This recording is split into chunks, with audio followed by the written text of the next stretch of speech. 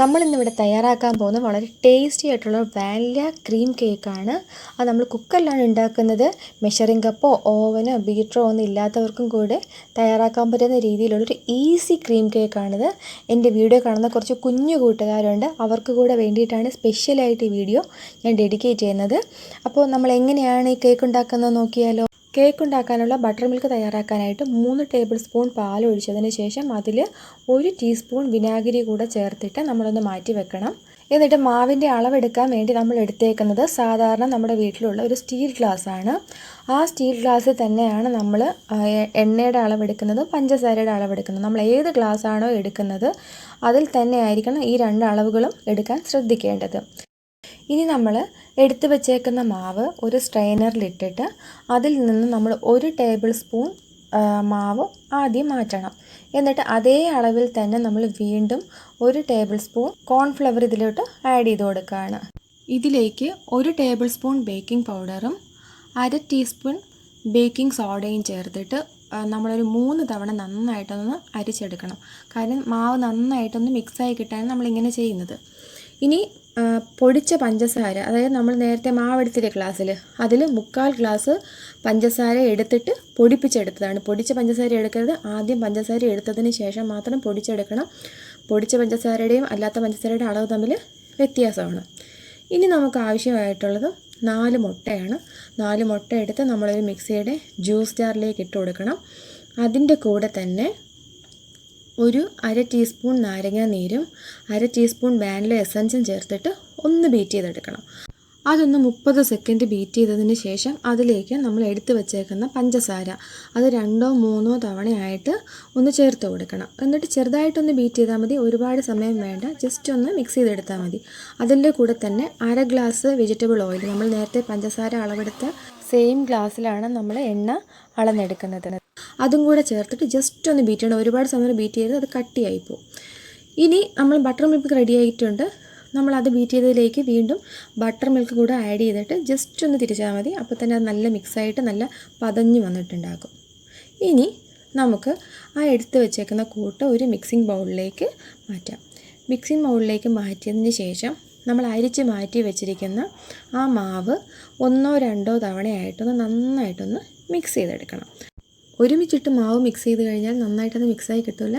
ഇതിപ്പോൾ ഇങ്ങനെ മിക്സ് ചെയ്താൽ നന്നായിട്ട് നമുക്ക് മിക്സായി കിട്ടിയിട്ടുണ്ട്. ഇത് കറക്റ്റ് പാകമാണ്. ഇനി നമ്മളൊരു കുക്കർ എടുത്തിട്ട് അതിൻ്റെ സൈഡിൽ നമ്മൾ ബട്ടർ പേപ്പർ വയ്ക്കുകയാണ്. ബട്ടർ പേപ്പർ വെച്ചതിന് ശേഷം അതിൻ്റെ താഴെ ഒരു 3 or 4 ബട്ടർ പേപ്പർ കൂടെ കട്ടിയായിട്ട് വെക്കണം. അതിൽ കൂടെ നമ്മൾ എടുത്ത് വെച്ചേക്കുന്ന മാവിൻ്റെ കൂട്ട് ഒഴിച്ചു കൊടുക്കണം. എന്നിട്ട് അത് നന്നായിട്ടൊന്ന് ടാപ്പ് ചെയ്ത് ചൂടാക്കി ഒരു ദോശക്കല്ലിൻ്റെ മുകളിൽ ഒരു 55 മിനിറ്റ് കുക്കറിൻ്റെ വാഷറും വിസിലും മാറ്റിയതിന് ശേഷം മൂടി വെച്ച് വേവിക്കണം. ഇടയ്ക്ക് കുക്കർ തുറന്ന് നോക്കാൻ പാടില്ല. അഥവാ ഒരു 55 മിനിറ്റിന് ശേഷം ഒന്നുകൂടെ സ്ക്വയറോ ഏതെങ്കിലും വെച്ചൊന്ന് കുത്തി നോക്കിയതിന് ശേഷം വെന്തില്ലെങ്കിൽ 5 or 10 മിനിറ്റ് എക്സ്ട്രാ കൂടെ വെച്ചാൽ മതിയാകും. ഇതിപ്പോൾ നമ്മൾ മാവ് വെച്ചിട്ട് കറക്റ്റ് 60 മിനിറ്റ് ആയിട്ടുണ്ട്. നമ്മുടെ കേക്ക് നല്ല അടിപൊളിയായിട്ട് വെന്ത് വന്ന് നല്ല ഹൈറ്റിൽ കിട്ടിയിട്ടുണ്ട്. എന്നിട്ട് കേക്ക് നന്നായിട്ട് തണുത്തതിന് ശേഷം സൈഡിലെ ബട്ടർ പേപ്പർ നമുക്ക് മാറ്റി കൊടുക്കാം. ഇതിപ്പോൾ നല്ല ബ്രൗൺ കളറിൽ നല്ല രീതിയിലാണ് കേക്ക് കിട്ടിയിട്ടുള്ളത്. അടിയിലൊന്നും അധികം കരിഞ്ഞൊന്നും പോയിട്ടില്ല. ഇനി നമുക്ക് ഈ കേക്ക് വളരെ സോഫ്റ്റ് ആയിട്ടുള്ളൊരു കേക്കാണ്. നമുക്കത് കാണുമ്പോൾ തന്നെ മനസ്സിലാവും നല്ല ഹൈറ്റ് ആയിട്ടുള്ളൊരു കേക്കാണ്. ഇനി നമുക്ക് കേക്കിൻ്റെ അടിവശത്തുള്ള മുരിഞ്ഞ ഭാഗം കട്ട് ചെയ്ത് മാറ്റാം. അത് കട്ട് ചെയ്ത് മാറ്റിയതിന് ശേഷം നമുക്ക് കേക്കിൻ്റെ ഫസ്റ്റ് ലെയർ കട്ട് ചെയ്തെടുക്കാം. ഇതുപോലെ ഒരു സ്റ്റീൽ പാത്രത്തിന് മുകളിൽ വെച്ചതിന് ശേഷം നമുക്ക് ഒരു കൈ കൊണ്ട് അമർത്തി പിടിച്ചിട്ട് നമുക്കതിൻ്റെ ഫസ്റ്റ് ലെയർ കട്ട് ചെയ്തെടുക്കാം. അതുപോലെ തന്നെ കേക്കിൻ്റെ മറ്റേ 2 ലെയറും കൂടെ നമ്മൾ കട്ട് ചെയ്തെടുക്കാൻ പോവുകയാണ്. ഇനി നമുക്ക് ആ ലെയറും കൂടെ ഇതുപോലെ കേക്കിൻ്റെ ഒരു നൈഫ് വെച്ചിട്ടോ അല്ലെങ്കിൽ സാധാരണ നമ്മുടെ കയ്യിലുള്ള കത്തി വെച്ചിട്ടോ ഒന്ന് കട്ട് ചെയ്തെടുക്കാം. എന്നിട്ട് ഈ കേക്ക് നമ്മൾ ഷുഗർ സിറപ്പിൽ സോക്ക് ചെയ്ത് വെക്കും. ഷുഗർ സിറപ്പ് ഉണ്ടാക്കുന്നത് എങ്ങനെയെന്ന് വെച്ചാൽ 2 കപ്പ് വെള്ളത്തിൽ 1 കപ്പ് ഷുഗർ ഇട്ട ശേഷം നല്ല അരിയിച്ചെടുത്തിട്ടുള്ള വെള്ളമാണ്. അത് തണുത്തതിന് ശേഷം നമ്മൾ കേക്കിൽ നന്നായിട്ടൊന്ന് സോക്ക് ചെയ്ത് വെക്കണം. അത് സോക്ക് ചെയ്യുന്ന സമയം കൊണ്ട് നമുക്ക് ബട്ടർ ക്രീം തയ്യാറാക്കാം. അതിനുവേണ്ടി ഞാനിവിടെ എടുത്തേക്കുന്നത് 200 ഗ്രാമിൻ്റെ 2 അൺസോൾട്ടഡ് ബട്ടറാണ്. ഇത് റൂം ടെമ്പറേച്ചറിലുള്ള ബട്ടറാണ്. ഇതാദ്യം നമ്മളൊരു ഹാൻഡ് വിസ്ക് വെച്ചിട്ട് ജസ്റ്റ് ഒന്ന് നമ്മൾ ബീറ്റ് ചെയ്തെടുക്കുകയാണ്. എന്നിട്ട് അതിൻ്റെ ഒരു യെല്ലോ കളറൊന്ന് മാറി ലൈറ്റ് ഒരു യെല്ലോ കളർ ആകുമ്പോൾ അതിൽ നമ്മൾ ഒരു 1.5 ഗ്ലാസ് പൊടിച്ച പഞ്ചസാര ചേർത്ത് കൊടുക്കുകയാണ്. അത് 2 തവണയായിട്ട് നമ്മൾ ചേർത്ത് കൊടുക്കണം. ആദ്യം നമ്മൾ പകുതി പഞ്ചസാര ചേർത്തൊന്ന് ബീറ്റ് ചെയ്തെടുക്കുമ്പോൾ കുറച്ച് ഇതുപോലെ കട്ടിയായി വന്നിട്ടുണ്ടാവും. അതിലേക്ക് നമ്മളൊരു 1/2 ടീസ്പൂൺ വാനില എസൻസും കൂടെ ചേർത്തതിന് ശേഷം അതിൻ്റെ കൂടെ ഒരു നുള്ളു ഉപ്പ് കൂടെ ചേർക്കുന്നുണ്ട്. എന്നിട്ട് നമ്മൾ വീണ്ടും ഒരു 15 മിനിറ്റ് നമ്മൾ വെയിറ്റ് ചെയ്യുമ്പോൾ ഇതുപോലെ നല്ല രീതിയിൽ നമുക്ക് സ്റ്റിഫായിട്ട് കിട്ടും.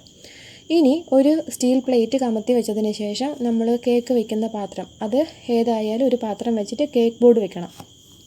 എന്നിട്ട് അതിൻ്റെ മുകളിലൊരു ക്രീം തേച്ചതിന് ശേഷം നമ്മൾ കേക്കിൻ്റെ ഫസ്റ്റ് ലെയർ വെച്ച് കൊടുക്കുകയാണ്. കാരണം കേക്ക് ഇങ്ങനെ തെന്നിപ്പോകാതിരിക്കാനാണ് നമ്മൾ ഈ ബോർഡിൽ ക്രീം തേക്കുന്നത്. എന്നിട്ട് നമ്മൾ ഈ കേക്കിൻ്റെ ലെയർ വെച്ചതിന് ശേഷം നമ്മൾ വീണ്ടും ചേർത്ത് നന്നായിട്ട് കേക്ക് വീണ്ടും നമ്മൾ നല്ല രീതിയിൽ ഒന്ന് സോക്ക് ചെയ്തെടുക്കുകയാണ്. എന്നിട്ട് നമ്മൾ ഇങ്ങനെ സോക്ക് ചെയ്യുന്നതെന്ന് വെച്ചാൽ ഒരു ലുപ്തിക്കൊന്നും വേണ്ട, നല്ല രീതിയിൽ നിങ്ങൾക്ക് ഷുഗർ സിറപ്പ് അതിൽ ആഡ് ചെയ്യാം. ജ്യൂസി ആയിട്ടുള്ളൊരു കേക്കാണ് നമ്മൾ തയ്യാറാക്കുന്നത്. എന്നിട്ട് നമ്മൾ നേരത്തെ തയ്യാറാക്കി വെച്ചിരുന്ന ബട്ടർ ക്രീം കേക്കിൻ്റെ എല്ലാ ഭാഗത്തും നമുക്കൊന്ന് തേച്ച് കൊടുക്കാം.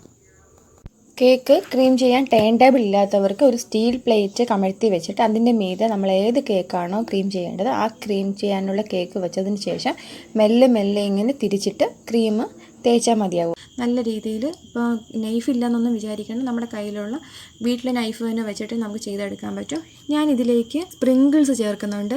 ഇപ്പോൾ നിങ്ങളുടെ കയ്യിൽ ഇല്ലയെന്ന് ഓർത്ത് വിഷമിക്കുകയൊന്നും വേണ്ട, ബട്ടർ ക്രീം തന്നെ മതിയാകും. ഞാനിത് അത് വെച്ചിട്ട് ജസ്റ്റ് ഒന്ന് ഡെക്കറേറ്റ് ചെയ്തെടുത്തിട്ടുണ്ട്. ഇനി ഞാൻ ഇതിൻ്റെ സൈഡിൽ ചെറിയ പൂക്കൾ വെക്കാൻ പോവാണ്, കുറച്ചൊരു ഭംഗിക്ക് വേണ്ടിയിട്ട്. അതിന് വേണ്ടി അല്പം ക്രീം ഞാൻ അതിലേക്ക് ആഡ് ചെയ്ത് കൊടുക്കുകയാണ്. ആ ക്രീം ചെറുതായിട്ട് ആ പൂവിടെ ഭാഗം ഒന്ന് പൊങ്ങി വരാനും കാണാൻ ഒരു ഭംഗിക്കും വേണ്ടിയിട്ടാണ്. ഞാനിതിൽ ചെയ്യുന്ന വളരെ സിമ്പിളായിട്ടുള്ള ഡിസൈനാണ്. എൻ്റെ കയ്യിൽ ഷുഗർ ബീറ്റ്സ് ഉള്ളത് കൊണ്ട് ഞാൻ അത് വെച്ച് ഡെക്കറേറ്റ് ചെയ്തിട്ടുണ്ട്. നിങ്ങളുടെ കയ്യിൽ അതില്ലെങ്കിലും കുഴപ്പമില്ല. വളരെ സ്പോഞ്ചി ആയിട്ടുള്ള നമ്മളെ ക്രീം കേക്ക് തയ്യാറായിട്ടുണ്ട്. വളരെ പെട്ടെന്ന് തന്നെ നമുക്ക് ഉണ്ടാക്കാൻ പറ്റിയൊരു കേക്കാണ്. പ്രത്യേകിച്ച് ഓവനോ ബീറ്ററോ ഒന്നും ഇല്ലാതെ തന്നെ ഇത്ര ടേസ്റ്റി ആയിട്ടൊരു കേക്ക് നമുക്ക് ചെയ്തെടുക്കാൻ പറ്റിയ വളരെ സന്തോഷമാണ്. അപ്പോൾ എൻ്റെ എല്ലാ കൂട്ടുകാർക്കും എൻ്റെ ഈ വീഡിയോ ഇഷ്ടമായെന്ന് വിചാരിക്കുന്നു. ഉറപ്പായിട്ട് നിങ്ങളിത് ഉണ്ടാക്കി നോക്കണം. കേക്ക് ഉണ്ടാക്കാൻ ആവശ്യമായ എല്ലാ ഇൻഗ്രീഡിയൻസും ഞാൻ ഡിസ്ക്രിപ്ഷൻ ബോക്സിൽ ഇട്ടിട്ടുണ്ട്. നിങ്ങളത് ഉറപ്പായിട്ടും കണ്ടു നോക്കണം. വേറൊരു കേക്ക് ഉണ്ടാക്കിയതിൻ്റെ വീഡിയോ ഞാൻ സജഷൻ വീഡിയോ ആയിട്ട് ഇട്ടേക്കാം. പിന്നെ ഐ ബട്ടൺ ഒന്ന് ശ്രദ്ധിക്കണം. വീണ്ടും കാണുന്നത് വരെ എൻ്റെ എല്ലാ പ്രിയപ്പെട്ട കൂട്ടുകാർക്ക് നന്ദി. ബൈ.